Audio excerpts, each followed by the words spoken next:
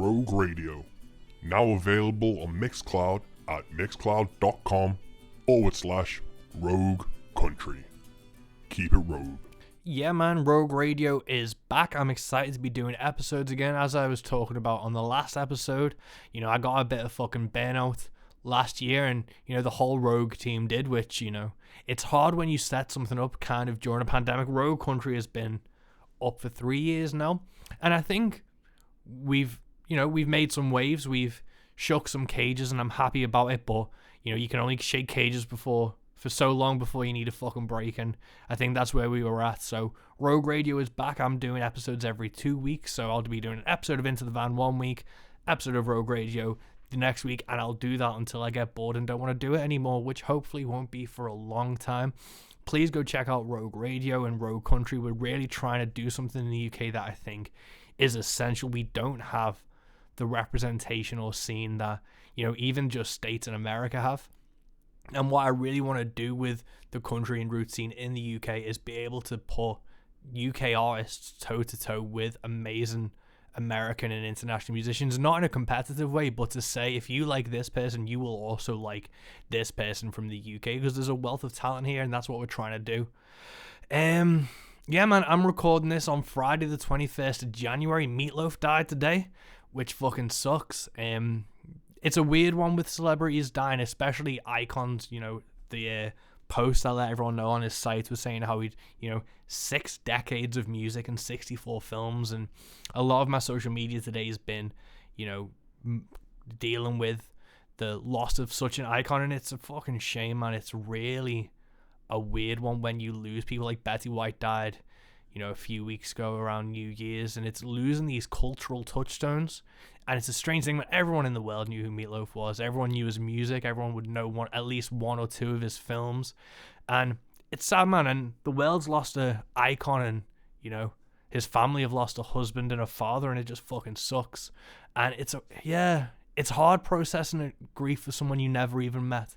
And it's hard to process the loss of that person's music, especially, he was 74. They'd not really been active in a while, but to just know that he was still around, there's a comforting present. It was like, I'm a huge comic fan, and to know that Stan Lee was still around was one of those things.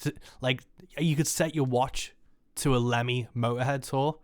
Every November, a UK tour from Motorhead, and you could literally, that was basically the touchstone for the calendar. That was the year, and it was, you knew every year, without fail, no matter what happened, there'd be a Motorhead tour. And then Lemmy fucking died, and there wasn't any more, and you just have to kind of move on, and there's that void, and it's not fair in any way, shape, or form. So if you're a huge Meatloaf fan, I'm sorry for the loss. Obviously, massive condolences to his friends and family who will never hear this, but it's obligatory to say, isn't it? Because it's just fucking shit, man. But let's get on with the podcast, because that's what we're here for. Yeah. What do I actually talk about now? I have a new single coming out on the 9th of February. We have Mothman, and I'm really excited to hear this. This is a trio. This is the first time I've had drums on any pieces, and I'm really fucking excited for people to hear it, to see what they think. We've got pre-orders available because it's going to be exclusively on Bandcamp from the 9th of February. It's not going to be on any streaming services until the 9th of March. And my decision behind that is basically Spotify don't pay shit. Streaming services don't pay well, so I want to go to the place where fans and people actually support me, and Bandcamp is that place. So I've got t-shirts, stickers, and handwritten lyric sheets available for sale. You buy one of those and you get a digital download of Mothman, because it is a digital release, but I want it to be more than that. It's not just something that's going to be stored on your phone. I wanted to give people, something tactile as well as a digital thing, because, digital stuff doesn't really exist. Look at all that NFT bullshit. But Mothman will be out on the 9th of February on Bandcamp, and then a month later on the 9th of March on all streaming services, because Spotify, and I've talked about this before, is basically a promotional tool. So head over to my Bandcamp, which is mike333west.bandcamp.com, and yeah, head over there, pre-order it. It will be out. I'm really excited to hear this. It's something completely different, and yeah, I'm just absolutely hyped. You also need to listen to Through the Night, the Broken Bindings debut album. I did a review for Rogue Country, and You know, I don't lie, I don't bullshit. If I didn't like it, I just wouldn't review it. And I genuinely did love what James and the Broken Binding brought out through the night. And I was really excited about this. James has a way about him and an intelligence and a tact for how he posts and how he markets his music that I really think is really interesting and really useful to musicians. So let's do it, man. This is episode 43 of Into the Van with Mike West and the Broken Binding.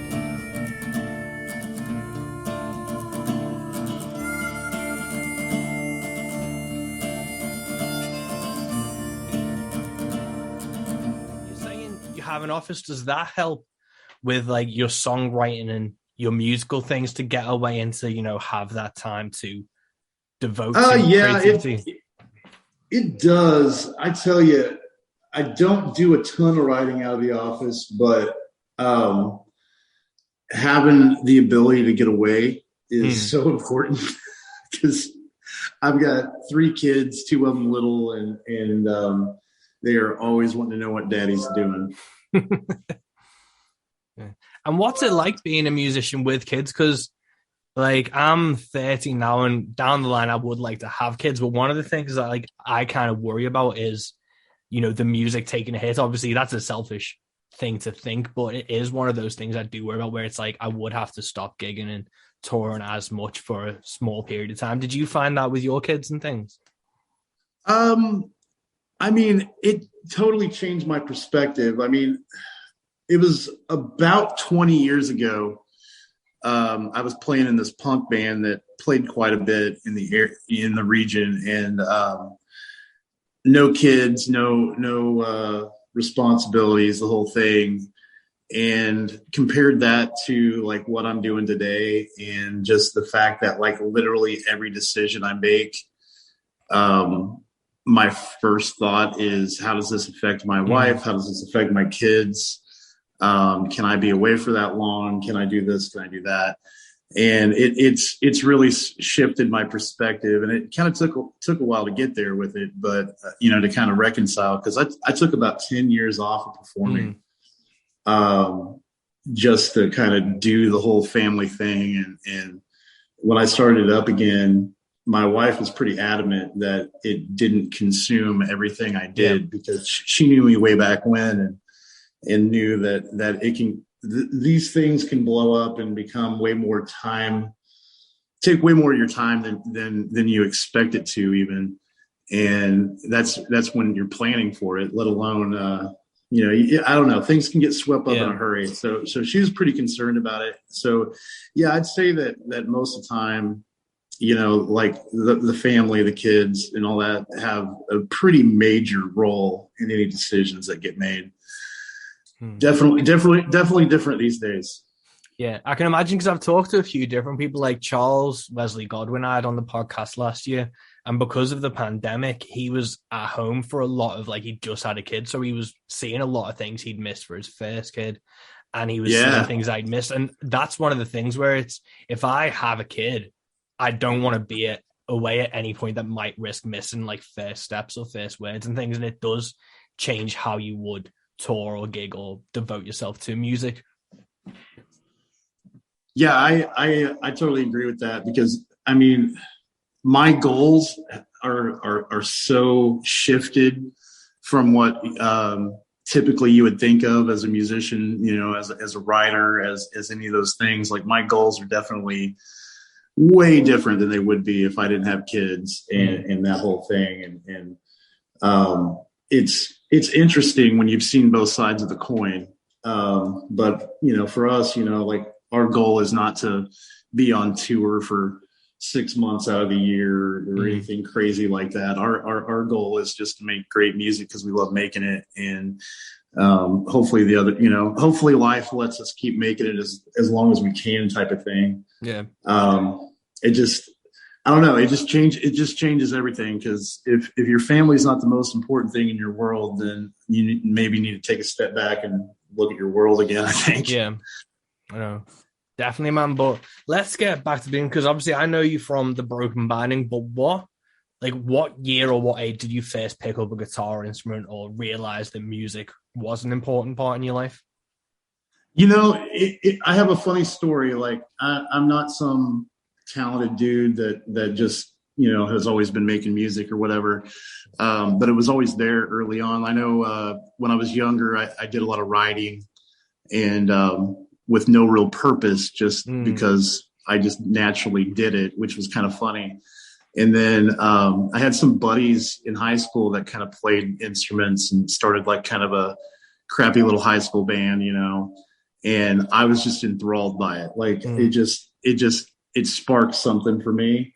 And I was probably about 16 or so when I picked up my first guitar. And what were you listening to then? Like, what were the bands you wanted to emulate, or the influences? Oh, dude, like, this is mid 90s. So, I always make jokes that my first 3 records that I remember just wearing out was Weezer's Blue album, Green Day's Dookie, and Pearl Jam's 10.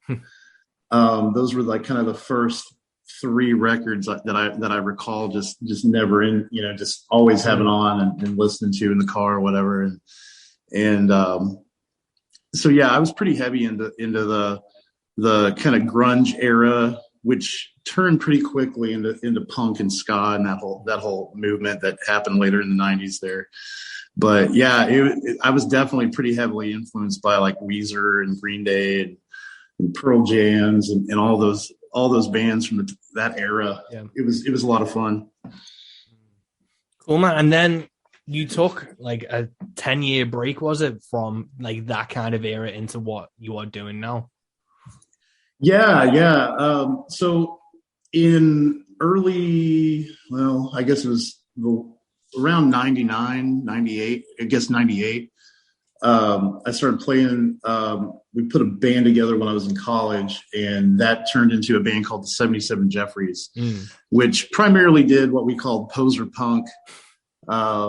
It was kind of the time for it, all those bands were really kicking and just everywhere.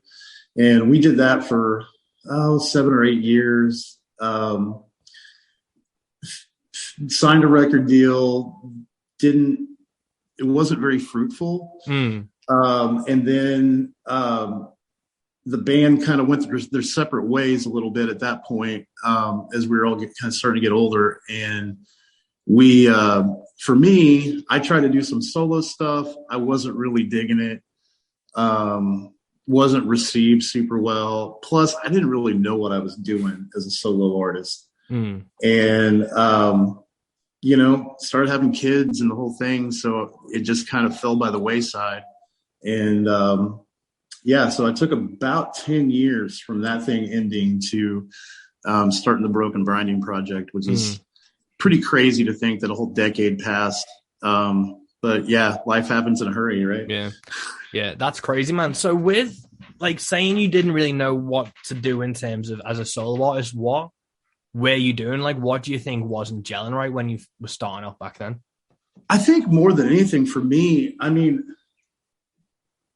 as a writer, I was pretty good at writing like catchy little hooks, especially that went into like punk music and all this stuff. But I was super one-dimensional.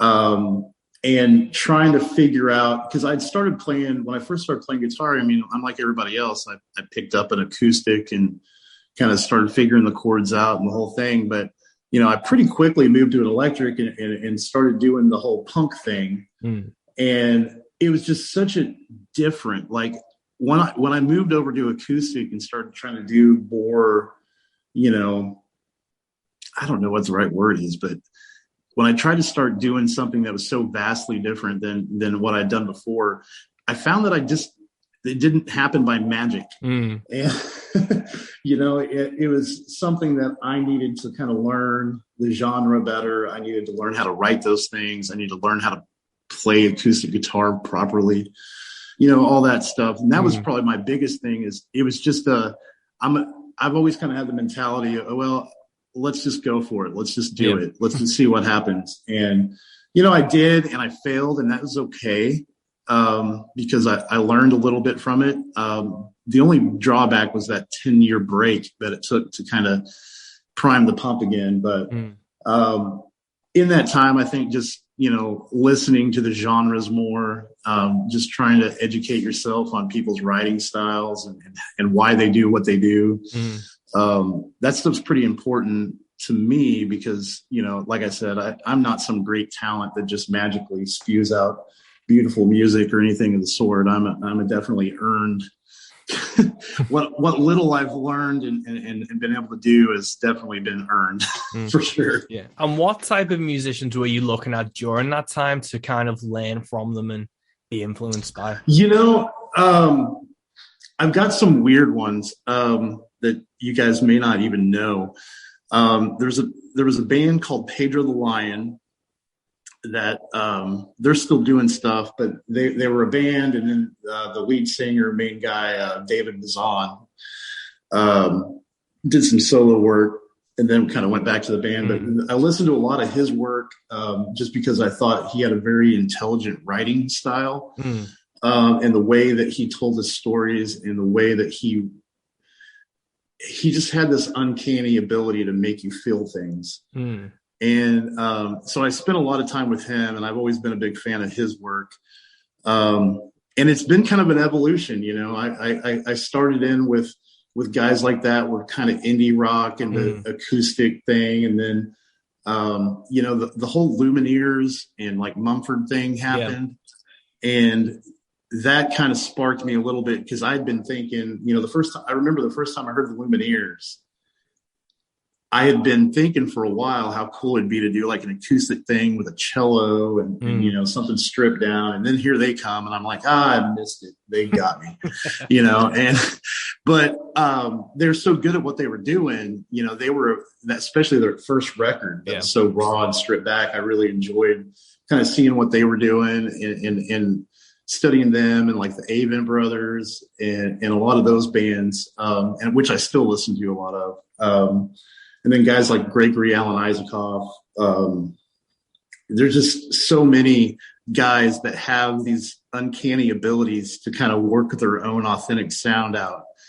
And it's great to kind of step back and just kind of look at what they're doing and why they're doing it and the way they're doing it. It's I don't know. I'm a little bit of a student of the game. Yeah.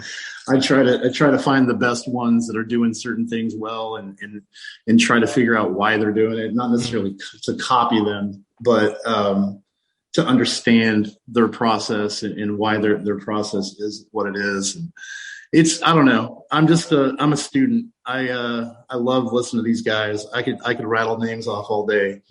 Benjamin Todd and there's so many out there right now making amazing, authentic music.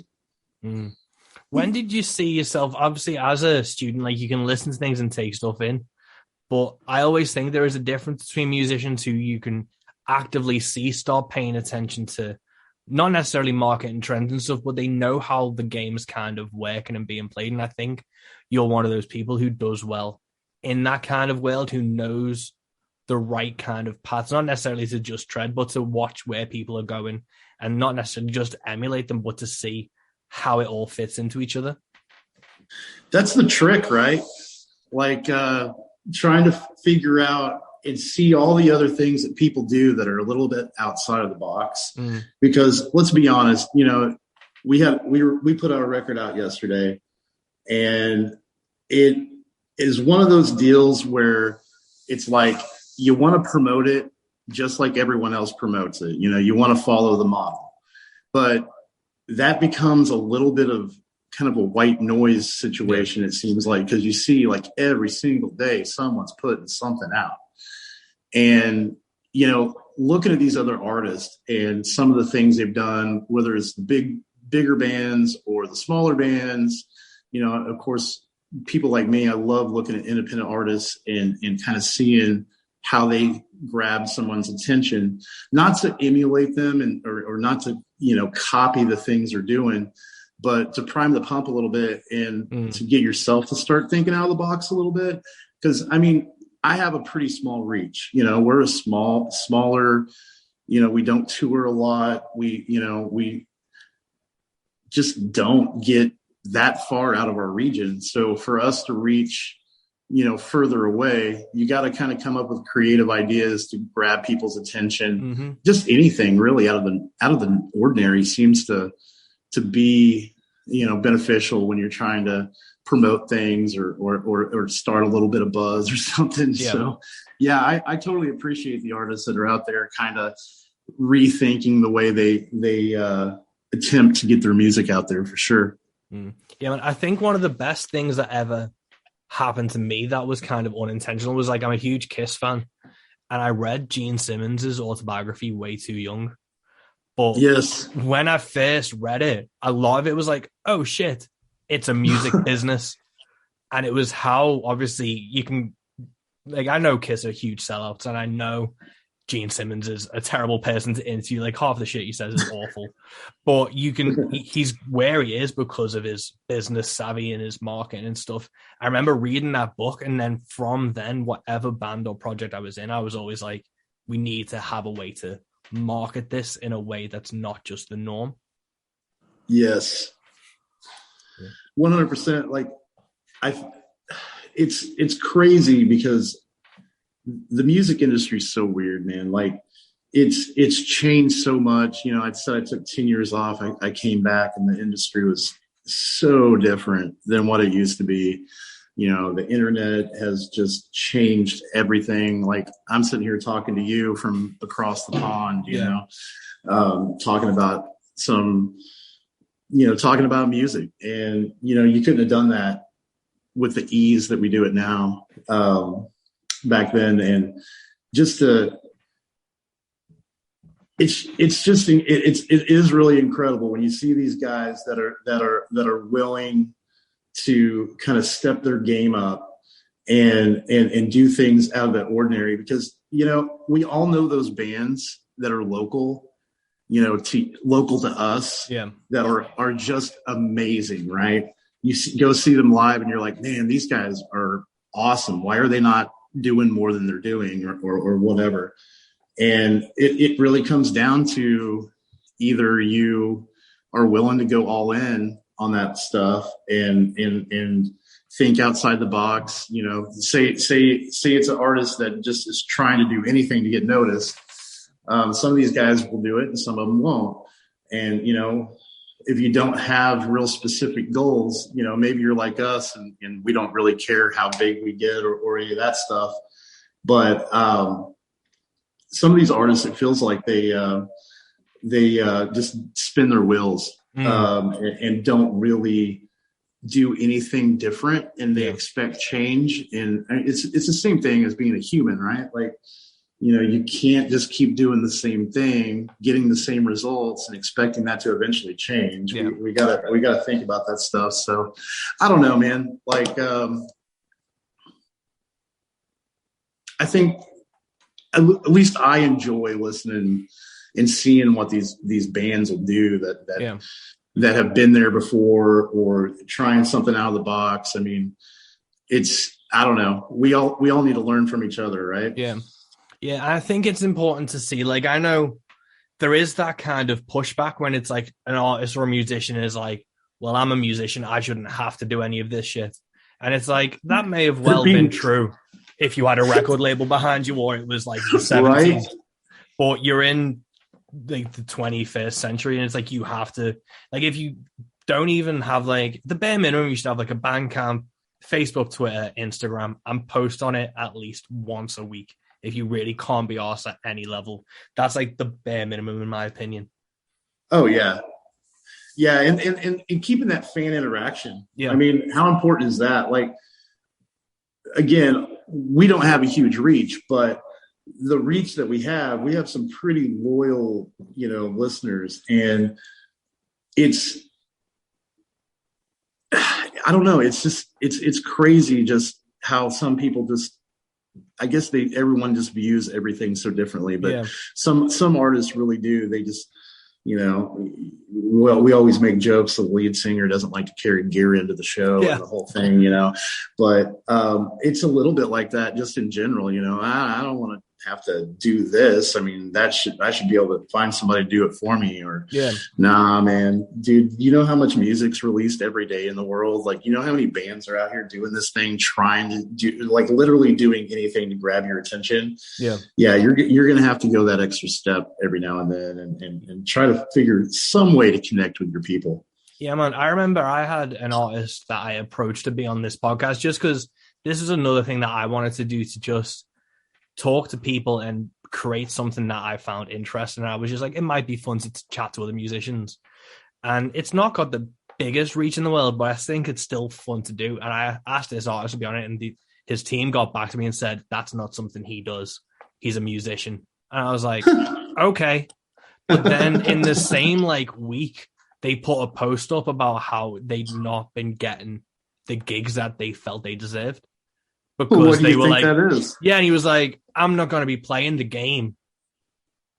But then the game is not letting me play. And it's like, well, yeah, of course, like you need to have that give and take and be willing to try new things and step out of your comfort zone and actually engage with the technology and the social media platforms that are available to you. Otherwise, you aren't going to progress. Like, it'd be amazing to just have to send out an actual physical postcard or a mailing list to someone and have a career, but that's not the world we live in. Yeah, it's insane. Like, I don't know. I'm also personally, like, as a music fan, I am turned off by people who feel like they should or shouldn't have to be doing certain things like that. Yeah. You know, like, I don't know, like, I'm sure that once you get to a certain level that it's just, you can't do every little thing you're asked to do and all that. Yeah. And I get that, but then to act like you're not getting anything because you're turning down the stuff that you could be doing is weird. At least in my mind. I don't know. Yeah, man. You just, I don't know. Yeah. Even the smaller guys like us, you know, that we have our own little universes, you know, and connecting to those people and to those types, you know, like your podcast or something like that. I mean, he doesn't know everyone that listens to your podcast. I mean, you know, or him or her, I don't know which one it was, but, you know, they don't know who's listening to your podcast or whatever. I mean, it is an opportunity to reach out and, you know, maybe meet some new people and, you know, connect with some fans that maybe wouldn't be listening to what you're doing. Yeah. I mean, I've found so many artists through Road Country Radio that it's almost embarrassing how few of these people I sometimes know that you guys, you know, crank out on your episodes, or you do an interview with somebody and I'm like, oh, cool. I'm going to listen to this, you know, see who this guy is or whatever, you know? Yeah. And, you know, I don't know what your numbers are and I don't really care what your numbers are, but I will say this. I am honored to be on your show, bro. Oh, thank you so much, man. But that's the thing where it's just like, you're just willing to make a connection and talk to someone. Like, I think some artists have an attitude and an ethos of like, I want to keep it real. And that means fuck you to everything. Because I remember I saw Sturgill Simpson at the beginning of 2020 and he did like a UK tour and it didn't sell that well. Like, it wasn't a sold out show. And he stopped the show for like 10 minutes to have a rant about like losing money on the European tour and how we were kind of mugs for coming out to this thing to support him when he shouldn't have had to do it. And I was on the front row like, fuck this guy. Like, I'm a huge Sturgill fan, and I was just like, you can't start berating someone for coming to a thing that you wanted to put on. And then it was a real weird like clash of, I get that he goes against like the CMAs and, you know, Nashville or whatever, but to then start calling out the people who are actually coming to see you on a European tour just because the European tour didn't sell as well as you wanted to was a really weird fucking thing to witness. Right. Yeah. That, and I've heard artists do stuff like that before, and it always kind of flabbergasts me or something. You know, it's like, wow, dude, like, you're basically making the fans that actually showed up feel like crap. Yeah. like you're not, but man, it's like, for me, like, the nature of it all boils down to is relationships. Like, I mean, whether in my daily life, if it's in my music, if it's, the communities of music around. Like, I'm all about people's journey, and I love the fact that everyone's journey is different. I love the fact that everyone has different experiences, and it seems to me like there are a couple of different mentalities out there that, you've got your musicians that, kind of have that FU attitude and the whole deal. But then you've got the artists out there that genuinely want to support the other artists and genuinely want to, make those connections and learn what they can and just, be a supportive human. Yeah. And that's the community that I draw to. And, that's one of the reasons why I'm such a big fan of what you guys are doing, is just simply like, you are, you're that type of people. You're the type of people that are reaching out and making those connections and supporting other artists. And for me, that's the heart of it. Like, that's the best part of this whole industry. That's the thing, man. Like, I've never understood, if someone loves this type of music or loves any type of music, why you wouldn't start trying to get involved and network with other artists. Like, I get because I have this kind of thing. Like, I've talked to the road country guys where we don't want this to overshadow our own careers in music and our own like releases, but it's never going to impact it enough to not still do that networking thing and still offer advice and show support and play people's songs and shit. It's never going to get to a level where it will overshadow, but it's making sure where the lines are. Right. I can only imagine it's a difficult thing to try to balance all that and try to be able to do it. I love podcasts. I'm on the road a lot, so I listen to a lot of audiobooks and podcasts and anything you can think of. And I've always kind of thought it'd be cool to do a podcast. And guys like yourself are the reasons why I feel that way. Definitely do a podcast. Man, it would be cool to sit around and talk to dudes all day about music. And the other day I was listening to your episode of Bella White. It's funny because I had not heard that interview when it came out, and it's not that long ago, I don't think, but I had organically just stumbled across one of her videos, and I'd seen her name before, and like I'd seen her getting shared around, but I hadn't dived into any of her work. I think she did a video on, was it Western AF maybe? I think she did the Western AF one recently, yeah. Yeah, she did that something leaving song, the main one or whatever that gets pushed out. And I just like literally stopped everything I was doing and watched that video probably like 4 or 5 times. Yeah. And then being able to to be able to go over to your podcast and hear your talk with her and kind of get a perspective. Okay, who is this person? What are they about? Yeah. What are they doing? It's just cool, man. Like, I think it's a cool thing. Yeah, man. That's why I kind of started. I've been a huge fan of podcasts, and there's the Spin That Shit podcast and Hippies and Cowboys, but I hadn't really heard them when I started this one.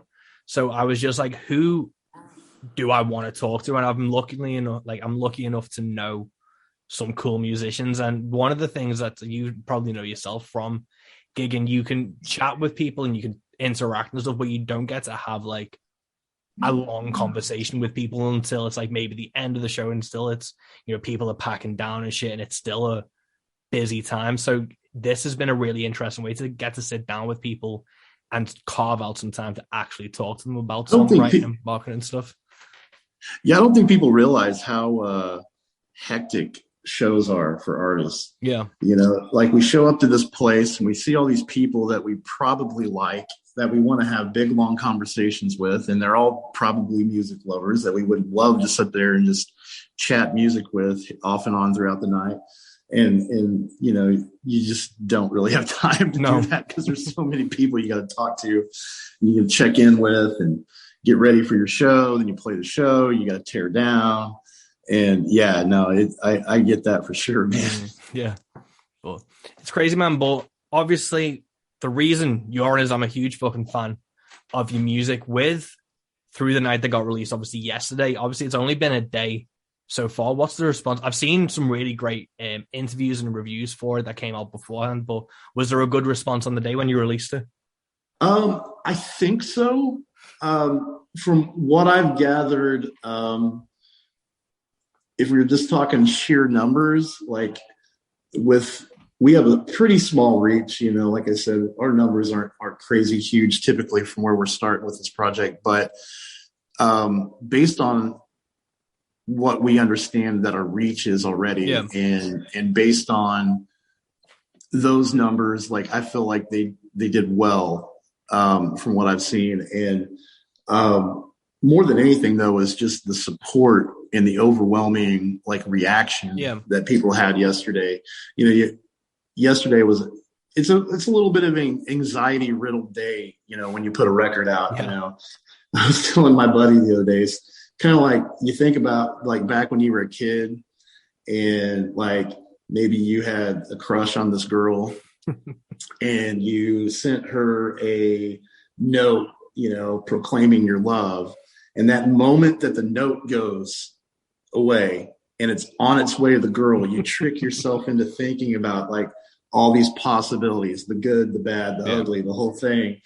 And you really just want her to get that letter and read it and react to it so you can stop. I don't know. It's a weird place when you put out a record, man. It's a weird head place to be that day. But people were so supportive and just had so many kind words. And the thing that me and the boys were really excited to see is a lot of the different reviews that came back. It sounded like people were actually hearing what we were trying to do. Yeah. And that meant a lot because I know that the music we're doing isn't, necessarily fit into a box. It's it grabs stuff from a lot of different places to kind of make it what it is. And so you don't really know how those things will be received. But a lot of the reviews were pointing just that fact out that, hey, you guys are doing something a little different. Yeah. That's good. We appreciate that, things like that. It was nice to feel like people were actually listening to what we had done. So validation there came pretty strong yesterday, which was kind of nice. Good, man. And how long have you been sitting on the record for? When did you finish recording and then the mixing and mastering of it? It took us forever to actually get to the studio. We'd been wanting to get in for a while and we had a pretty shoestring budget. But we had kind of mapped it out and planned it out. And I had a pretty good idea of what we wanted to do. We had some issues this last year finding a consistent drummer, which we brought in a guy named Chris Carver, who is amazing.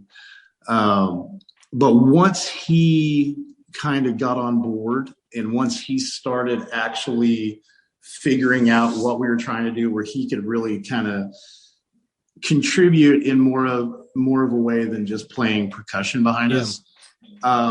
That's when we knew it was time. So we got in the studio. When did we go in the studio? Was it October? I don't even remember.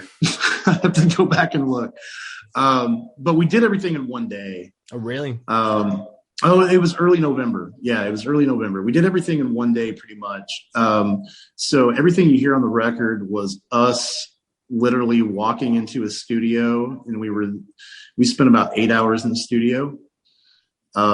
We just all played at the same time, and I had to do some touch-up stuff on some bleed through on some tracks, but that I had to go back up there for, that I was only there for probably an hour and a half. But yeah, we all walked in, kind of did that early November, and I mean, man, it moved quick. The guy the studio that we went through did a great job kind of mixing things down and making the changes that we wanted to make. And we used our mastering guy, who is incredibly fast, literally had our masters back to us in a day and a half. Nice. And then we just basically been sitting on it, waiting, because that all happened pretty fast once we finally started doing it. But man, the map out and just making sure we had the right people playing with us and and kind of had the whole thing put together. But it helped us be prepared, so we were able to walk in and do it all in one day and save a little money that way and the whole deal. So yeah, it was a pretty quick process, really. That's awesome, man. That's such a fast turnaround for it to be November. So it's been 3 months basically. Yeah, it really helps to have it in your head what you want to do. Yeah. The only thing that didn't go the way we had really planned was we had one other song that we were going to put on the record that I just hated it after we did it. And I was like, this is not going to work. Mm-hmm. So instead of trying to go back in and re-record, we just decided to drop it for now. Yeah.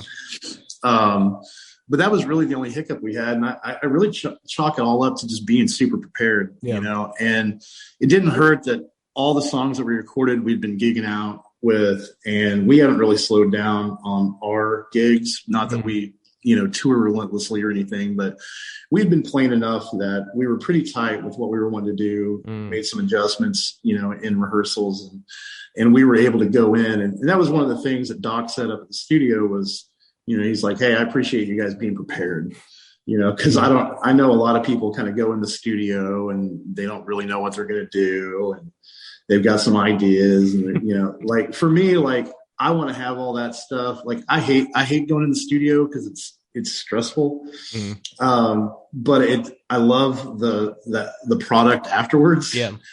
So like when I go in the studio, like I'm crazy over the top. Like I've got to like really be prepared, which may just be part of me feeling like I'm not quite as talented as some of these guys who just walk in studios and make up songs and start cashing checks. But I don't know. I do think it is really important though, just trying to be as prepared as you can going into the studio, and that way there's less problems that can occur, and you can have those quicker turnarounds when you do that. So yeah, 100%, man. I think if you're in a studio, obviously the type of people, if you've got your own home studio or you're fucking like Bruce Springsteen level where you can walk into a studio with nothing written down and just fuck around until something comes out. But when you're an independent musician on a budget, it's time is money, man. And it's, if you can get an entire album done in 1 day's recording time, that's fucking phenomenal. Yeah, I've heard of other guys doing that. I think I was talking with are you familiar with Arlo McKinley? I had seen him play, it's probably been a couple years ago. He had come through and we were chatting a little bit after the show, and he had mentioned that they had recorded their first record like that. And I was kind of shocked because, I mean, that record did really well. It sounded phenomenal. And he's like, yeah, man, we just all walked in and did it in a day and just left. And I was like, wow. And he's like, yeah, we all recorded together, which is ultimately probably one of the reasons why we ended up doing it that way. But yeah, we found a studio here that he primarily does like video work. Yeah. And we'd put out a video last year. We had come in and did a short little video with him.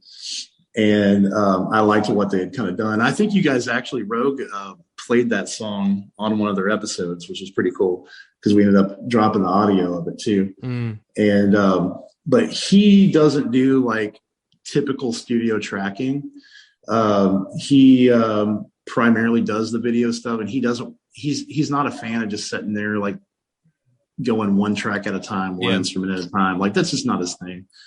And he's like, yeah, I don't really want to record a record unless we can just kind of do it like that and make some changes later on. And I'm glad he did, because it ended up being the most practical way for us to do it. And it was definitely the quickest way for us to get it out and kind of get it moving, because we had waited so long to do this. Once you finally got going, you're ready to really just start pushing it and get it moving for sure.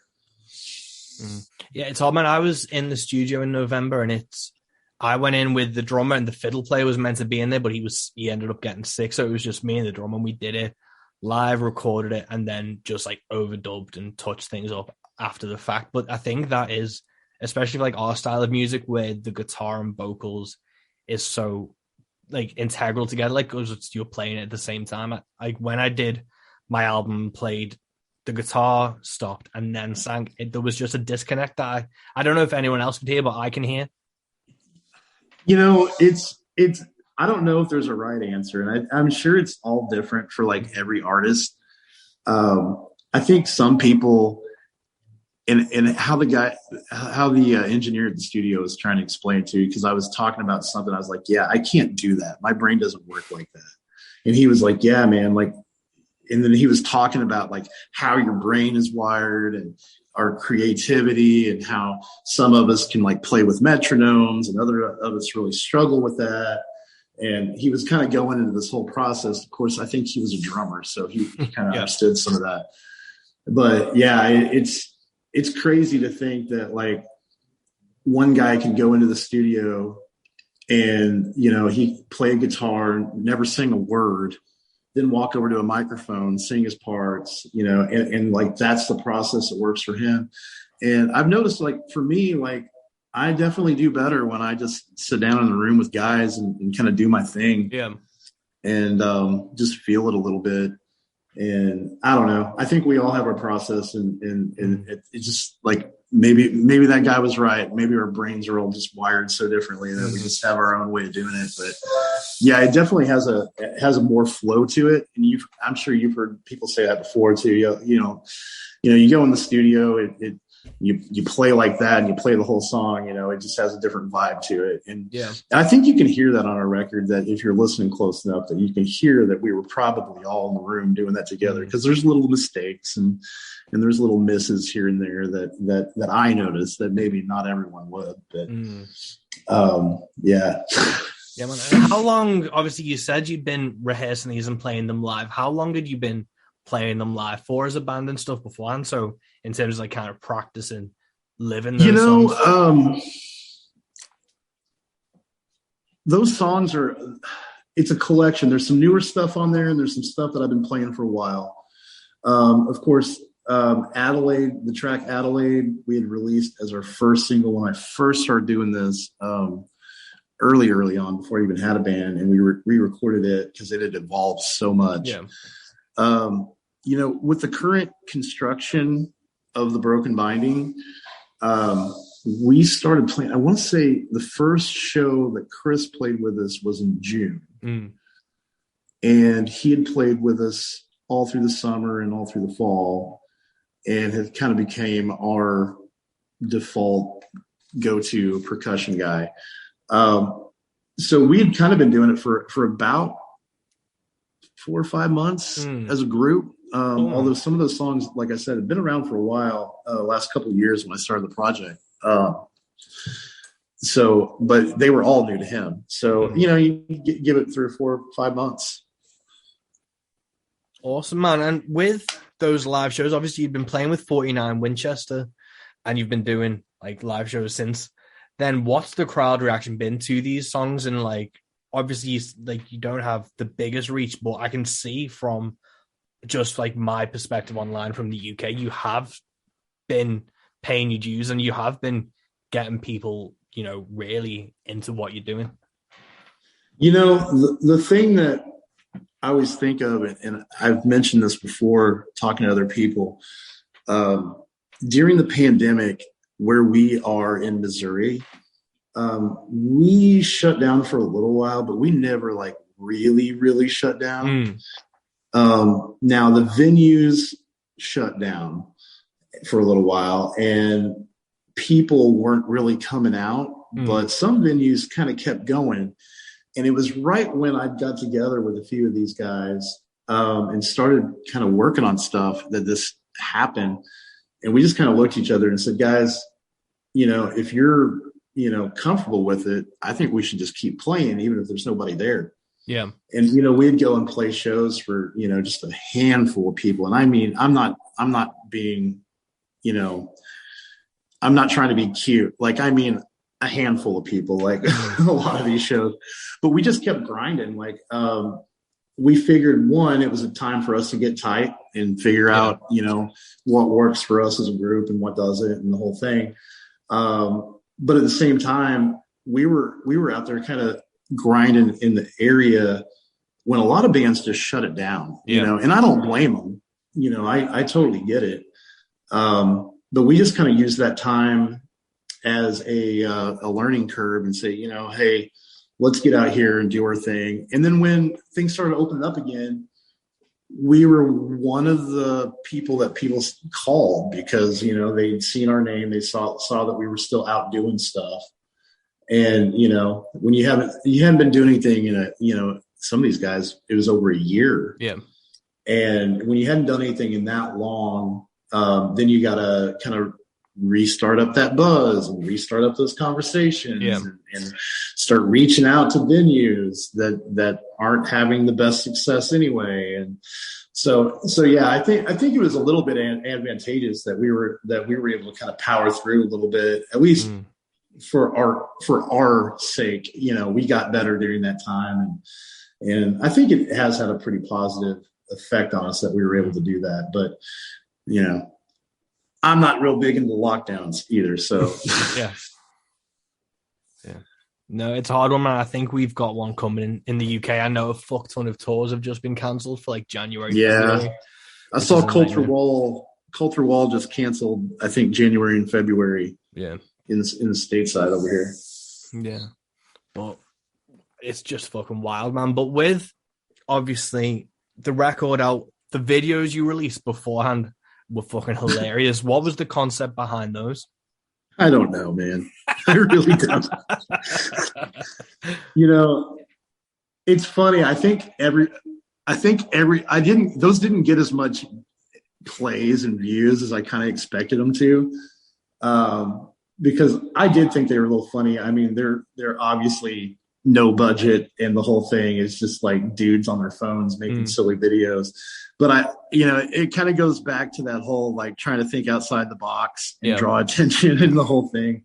And I wasn't even thinking, man, I barely had that thing kind of like outlined in my head when we walked in and did it. And I just shot a bunch of stuff that I thought might relate to each other and tried to put it together later on. But yeah, I got a lot of love on the chicken photo. Yeah, man. So, me holding the chicken was the whole reason I think I shot the whole video, because I wanted a picture of me holding the chicken. No, man, it's such a good thing. And it's like going back to the marketing side of things. It's like, because I've seen TikTok's meant to be like the biggest change for social media, and that's where you need to be to get like noticed kind of in this day and age by the new generation or by a new audience. But then you see a lot of bands pandering to it in ways that's just like cringy, and it's just not them. But that video you did was just authentically your humor.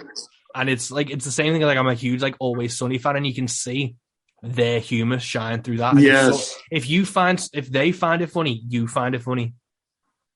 And going into it, I was they're like, okay, so what do you want to do with this? Because I had a few people kind of helping me with it. And I kept trying to explain it because I know you guys have you have the UK, The Office over there. Yeah. That was a little older, but the American The Office, my wife is a huge fan of and just watched, nonstop there for a while. And I'm a fan. I think it's funny. And I kept saying, I was like, it's kind of like a documentary a little bit like you'd see in The Office. Yeah. But obviously not done anywhere near as well. But yeah, man, there were so many outtakes from the table conversation where I was sitting down with Tex and he was giving me advice. I mean, there's probably 15 minutes of footage of him talking about everything from Hanson to David Hasselhoff to how we were going to get David Hasselhoff to come over. And then I can't remember what the other thing was. He was going to make a cat video out of all of us. We were all going to be different cats. And, he was just coming up with all these silly ideas just off the cuff. And I wish I could have put more of them in there. But I was like, I got done with it. I was like, man, this thing's like almost 8 minutes long. Yeah. No, it's genius, man. And it's that kind of thing, because I was talking to another artist about this. And it's, if you're having songs that they're not necessarily humorous, but they're like, they can be quite heavy, even if they're done fast or lighthearted, they've still got a weight to them. And to show that juxtaposition of that kind of sense of humor and stuff, it really just lets you show the artist as a whole. And I really got like your sense of humor coming through that on top of listening to the record. Yeah, man. I don't know. If we're gonna do this stuff, we might as well have fun with it along the way, right? Like, a fucking men. I mean, we no matter what level you're at, if you're playing out and doing music, you have somewhat of a platform. It may be a small platform, but it may be somewhat of a platform. So you might as well use that to do silly stuff and have fun with it, and just kind of, just do your thing. And I don't know. I enjoy those little silly videos and stuff, and making silly little graphics for our shows. Make like a show flyer with my head on the kid that's riding the bicycle with ET in his basket or something like that. Like I don't know. I don't know why I think it's funny, but I do. So I just keep doing it. Yeah, man. So, I don't know. It popped up on my memories the other week that I'd announced my European tour, and I'd photoshopped like my head and Bigfoot's head onto Jack and Rose on the Titanic to be like tickets booked for the ferry to Europe. I love that. Yeah, it's just stupid shit like that. And like at the beginning of the pandemic, I was doing some videos, and I do want to pick them up again because I did like a fucking cooking lesson once to like survive the pandemic. It's like how to feed. Yes, I did. I made a cooking video too. Yeah, I did it. So it was like how to feed. I called it corn. Go ahead. Sorry, how to feed you, your wife, and your 2 cats, and then it was like day 2, how to feed your wife and 1 cat. I love that. That's day 3, how to feed you and your 1 cat, and then the last shot was the cat jumping off with like a dead body. That's great. I'll send it. You have that post? You have that posted somewhere? Yeah, man. It's on my Facebook page. I think. What was the one you did? The cooking video. It was called Quarantine Cooking with James, and I did like a short little funny, like had like a little musical intro with me riding in a canoe, and I came on, and it was I can't remember the first one. Oh, I did a meat video where I was showing how to handle meat, and then I did another one where I was making taco waffles, which is essentially a waffle with peanut butter in it on top of it, and then you squeeze it together like a little taco and hand it to your kids. Nice. So no, yours, I really got to look yours up, man. I'll shoot it over to you. But I was dead proud of that one. But again, it's one of those things where you just like, this is funny to me. Let's see if anyone else finds it fucking funny. Dude, just hearing about it, I'm laughing. It's great. Thanks. But yeah, it's one of those things where it's the same thing with music, man. It has to be interesting to you. And if it's not interesting and funny to you, why would anyone else find it interesting or funny? That's it's just art in general. Like having that creative outlet to do the things that you enjoy or you find interesting or funny or whatever. I mean, just embrace it and run with it, man. Like, what else are we going to do? What's someone not going to like you because you made some video on the internet? I don't know. Like I've been trying to take the mentality, like in my personal life, of, hey, I can do that. Hey, I can do that. Yeah. Oh, why don't I just go do that? Because I've always been a little bit of a self-doubter and a person who's been a little cautious with certain things. And I've definitely, whether it be musical opportunities or silly little things like making funny videos and putting them on the internet, I'm typically a pretty private person. So just convincing myself to kind of go all in on that stuff has been a lot of fun. And I think it's been a net positive just in my overall life and mental health, is just being able to kind of embrace that artistic side and just go for it. Right. Yeah. It just makes it fun. Yeah, exactly, man. And I've just thought you need to do a podcast and you need to call it The Spoken Binding. The Spoken Binding. Nice.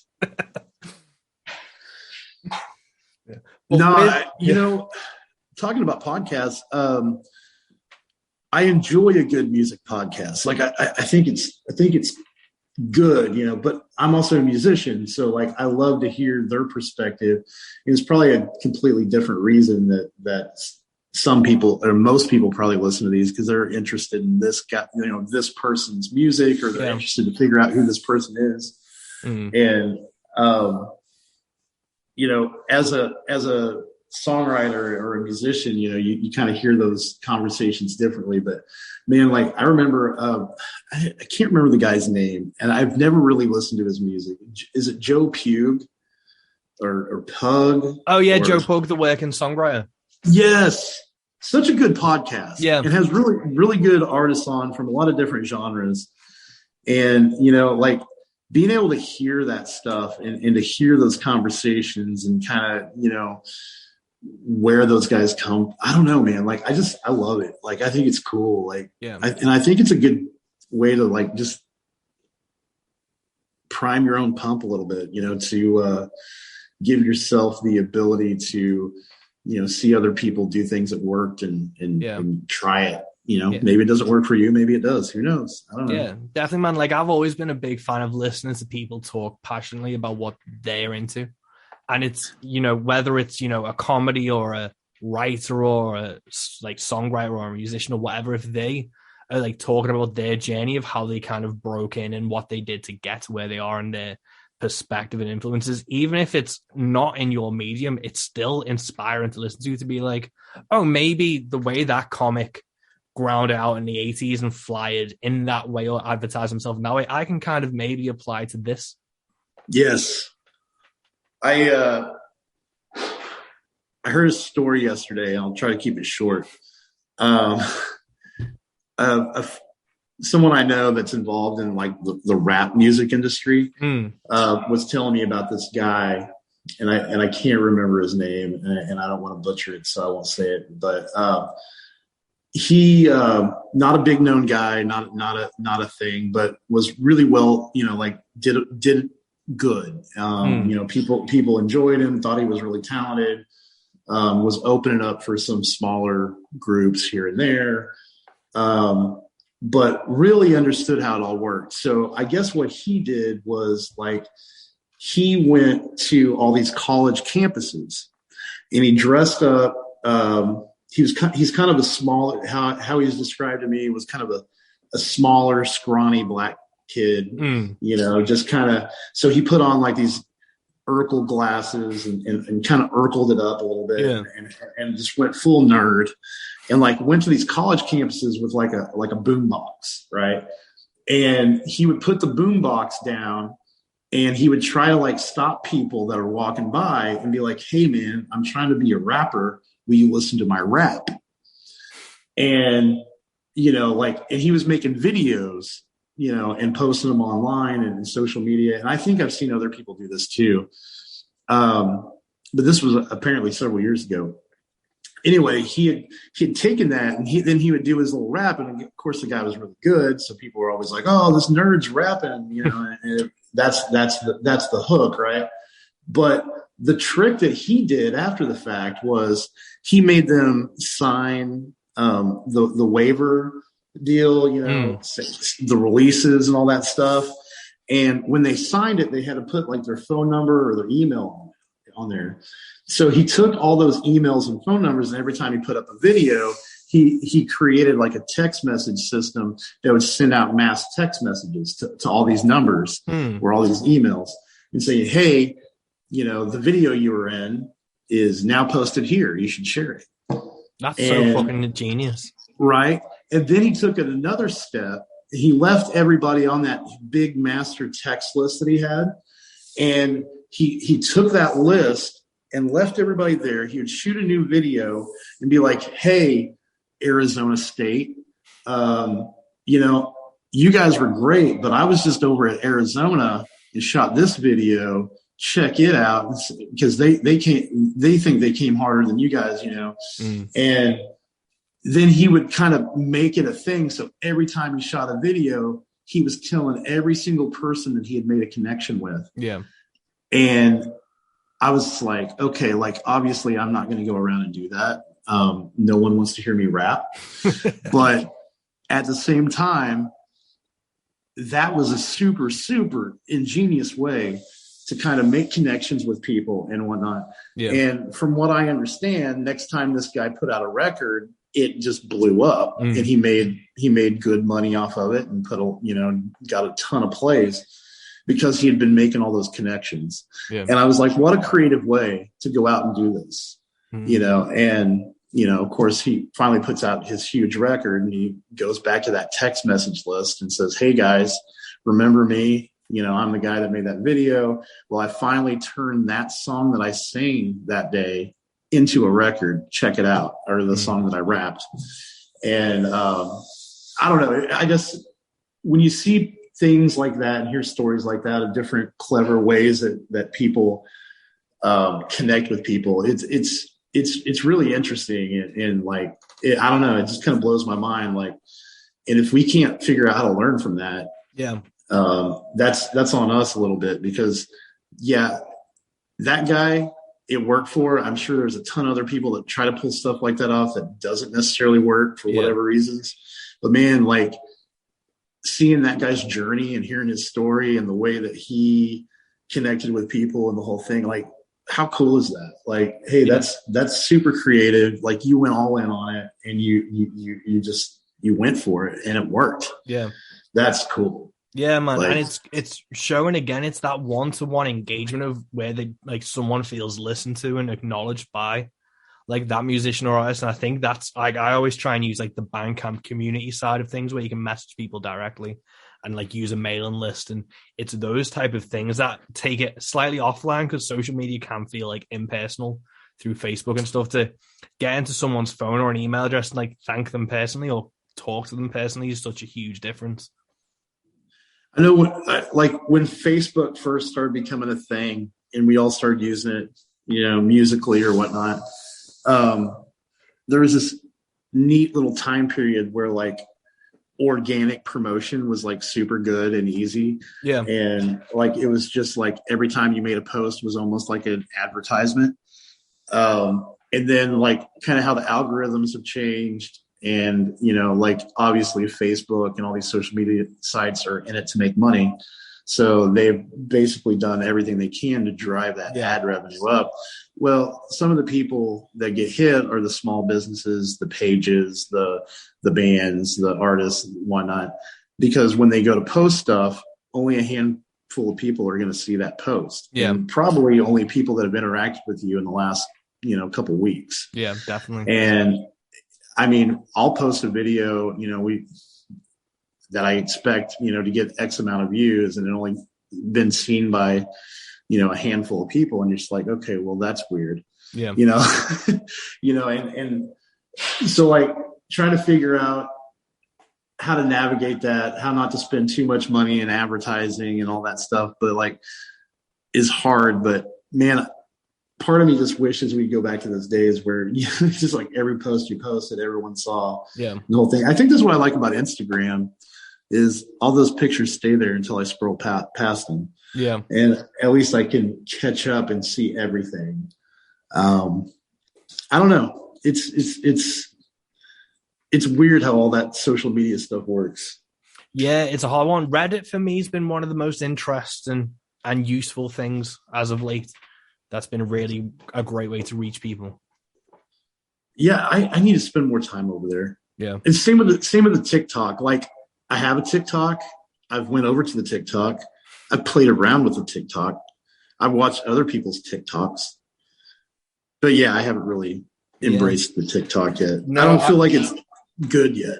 No, I think it's still at the, like, it's too young for me. I don't get, like, it's a lot of young kids doing like makeup videos or doesn't it like just remind you of Vines? Remember the old Vine stuff? Yeah, that's basically, it's like the new version of Vine. But I remember I installed TikTok for like a day because I saw on my like Ditto, which is the music streaming thing I use, like distribution, whatever. And it was like, oh, your song's been used in like 5 TikTok videos. And I was like, oh shit, that's interesting. So I tried to find it and I couldn't. And then it was just a lot of people trying to like navigate. No, I just couldn't. Like I typed in the music so you can search by audio files and songs. I couldn't find anything. So I was like, fuck it, I can't be bothered, and deleted it. I had a buddy that did some TikTok stuff. for the first time Mm. a couple months ago. So I downloaded it again, and I had it all loaded up, and I was playing around. I was trying to make a video, and I was like, this sucks. Yeah. This is dumb. I was like, I'm not posting this. No, but then if you get it right and it's authentic, like I know a local band. I've seen some great ones. Yeah. A local band to me, they did a TikTok of their band practice, and it was like when the riff hits or something, the bass player pulled like a funny face at the exact time they were filming it. So it was purely like, I don't know if it was set up, but it seemed like organic and coincidental. But the song they played and has now racked up like 60,000 streams on Spotify compared to all the other ones, which aren't like are nowhere near that thing. So see, that's crazy. Yeah, it is weird the power of it. That. I need okay. Come up with a really cool TikTok video idea for me, and we'll figure it out. Yeah, but it's even like Reels on Instagram have been quite interesting, so I've been using them a bit more. I actually like the Reels too. It's the millennials' answer to TikTok, I think, is what it's being marketed as. Yeah, my daughter and I sat down the other day, and we were going through Instagram, and she likes cats a lot. And so basically my Instagram reels, because of her, has literally become nothing but cat videos. But yeah, we even played around and tried to make some videos and posted some stuff just to see how some of the filter stuff worked and all that, like, which is, for someone as old as I am, I got to kind of get used to that stuff. It doesn't magically just make sense in my head. Yeah. So, you kind of go through it and try to figure it out. And I know that's like a move that we need to make. I just haven't quite figured out the right way to do those things yet. Yeah. And you're right. There's like a nuance to it, like just trying to figure out the right way to put it together and present it. But man, yeah, I have seen other bands like that have done like little videos and just had their song blow up. Yeah. I'm like, well, that'd be cool. It'd be nice to have a song blow up. Yeah, it would be nice, wouldn't it? We're getting past the hour now, and I don't want to keep it too long. So let's go. So Through the Night came out yesterday. What's the plan for 2022? So what are your goals? Are you going to be like hitting the gigs again hard, or releasing new music like later down the line, or what's the plan for Broken Binder? Yeah, just with the album release and stuff, we've kind of slowed down just a little bit on shows. We're playing I think we're playing this Friday, and then we've got a couple things booked in February, but we're kind of waiting to wait a little bit past the winter and really start pushing out for spring. Yeah. And all that. And so we're going to start doing some more booking. We're going to try to hit shows pretty hard. I'm going to finish writing some stuff. And we're trying to decide. We were thinking about maybe possibly doing kind of like a short little EP that's a little more like string band, doing some stuff, a little less percussion and full band, and a little more like upright bass and banjo and guitar type of thing. Nice.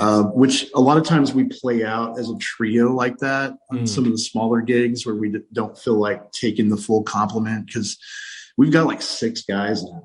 That when we have everybody at full strength, so we can have up to like 6 dudes on stage, which is a lot to me, because I've always done like 3 and 4 pieces. Yeah. But so the plan is to book some shows, get out and do our thing, possibly play around with the EP idea. That, or we might just do another record at the end of the year again. We've got a lot of material. So I think, we learned a lot on this last one. We may try to cut that whole 8-hour day down to 2 4-hour days next time around, try to make it a little easier on us. But I feel like that's probably what we're going to do. At least that's kind of gathered from the conversations, kind of what the guys are thinking. Yeah. So, hopefully a lot of shows and new music again. That would be cool. Yeah. Right on, man. Well, I'll let you go. This has been a pleasure to talk to you through the night. Dude, it's great to finally get to talk to you, brother. And that was episode 43 of Into the Van, Into the Bag with James Green from The Broken Binding. Please check out his debut album, Through the Night, available on all streaming platforms. But if you're a real one, head over to Bandcamp and pick it up there and give him some money to actually keep on doing this. Yeah, I hope you're having a good day. I hope you're having a good week. I hope you have a good month. I went to see Scream, like the new one, the 5th one. It was great. It was really fun. I'm not really allowed to recommend films anymore. I have a pretty bad record amongst my wife and friends for doing it, and I apologize. But, I didn't pick Scream, but I went to see it, and it was amazing. Go check it out. Keep on supporting the things you love. Keep listening to the things you love. Go catch some live music if you can, and it's safe to do so. Till next time, guys. Peace.